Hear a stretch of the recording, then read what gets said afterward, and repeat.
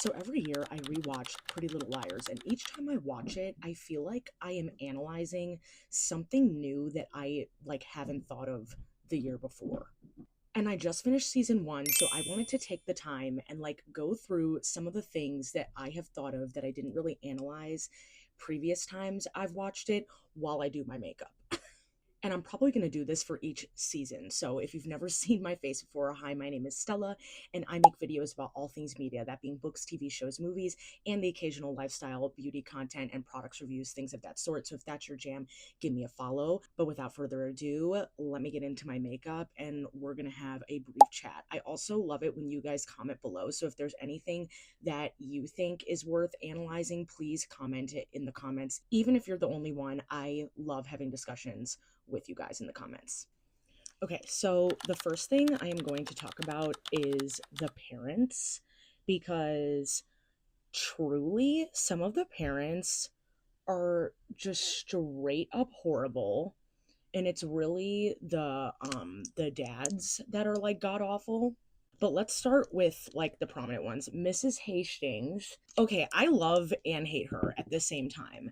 The reason why I like her is because I feel like she is genuinely a good asset because she's a lawyer. There's that scene where Wilden found Emily's bag and confronted her about stealing the stuff from Allison's memorial, and then was totally being an asshole and trying to out her and be like, oh, you liked her more as a friend, more than just a friend. And then Mrs. Hastings walks in the room and she's like, no, you're talking to minors without an adult present. Absolutely not. Who do you think you are? She was a queen. She ate that. But then, okay, when I just think it's crazy that Spencer, she do be kissing Melissa's boyfriends and stuff, which is bad. But she is the minor in the situation.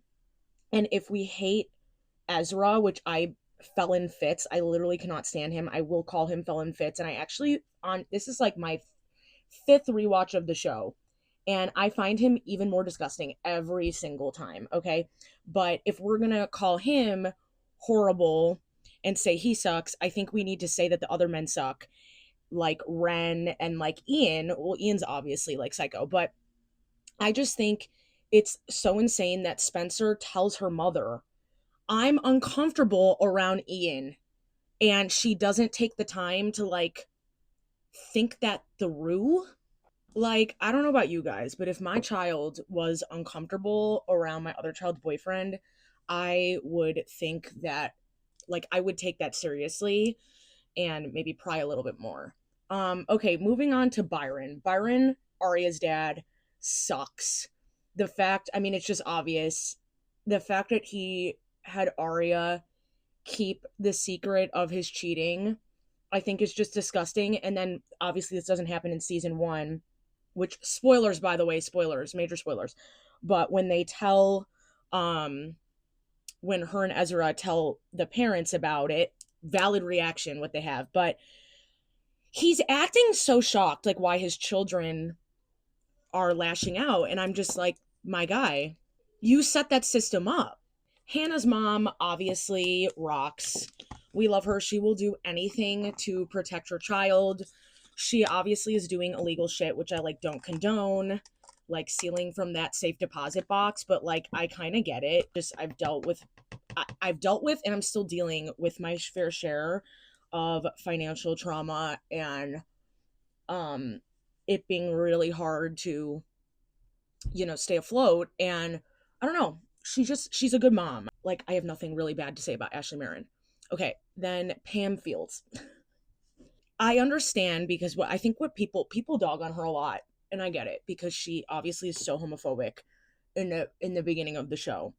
And I think it's more than the homophobia too. I think it's her lack of willingness to hear Emily out or let her explain. Meanwhile, Emily's dad is so much more accepting, and he's obviously our daughter is hurting over this. I'm not she's upset about it. So it's not her doing this on purpose, it's not a phase. I just can't get over her crying in the pantry because Maya and Emily are like playing footsie under the table. That is like so crazy to me. Okay, I think I covered all the parents that are like prominent in season one. Like Spencer's dad comes in more in season two, so we're not going to talk about him. Okay, let's move on to Ezra. I hate this man. Felon Fitz, when I catch you. You watching it as a 25-year-old, this man, even if he is like, let's just say for all intents and purposes, because I genuinely don't think the show knew what they were doing, like, which is really irresponsible, honestly, but you guys get what I mean. Even if they are in love, the man, it can be so manipulative sometimes. He picks and chooses when Arya is a child. That is literally what he does, like word for word. Like when she's doing something he doesn't approve of, when he's jealous or whatever, she's not mature enough to handle that kind of relationship, but then he'll like backtrack when she calls him out for it. It's very, very weird.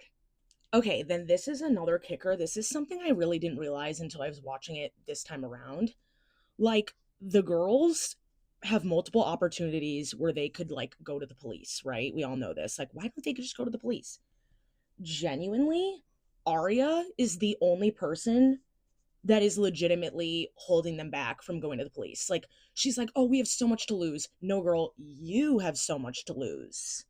Meaning, Felon Fitz would go to jail, okay? Um, and I just feel like this is, I know she's a minor, so I kind of give her grace because genuinely, what is she supposed to do? But I don't know, it just doesn't feel fair. Like they were willing to kind of go and spill the beans about the Jenna thing, and they literally cannot, because I feel like that is like probably the most consequential thing. So I love Arya, don't get me wrong. Like she's really overhated in the fandom. I really love her, but that is something that I realized up in this rewatch that like is really insane to me. Like she definitely presents the most to lose. Okay, and again, I'm going to say it, major spoilers. So if you don't want major spoilers, please don't listen to this, but Mona, I'm sorry, knowing that she is A in this situation, like in these early seasons, she is awful. She is god awful to the girls. She is god awful to the girls. Running Hannah over with her car. I'm sorry, I like can't really talk when I'm doing eyeliner. Oh, that looks so bad. Okay, I royally fucked up my eyeliner.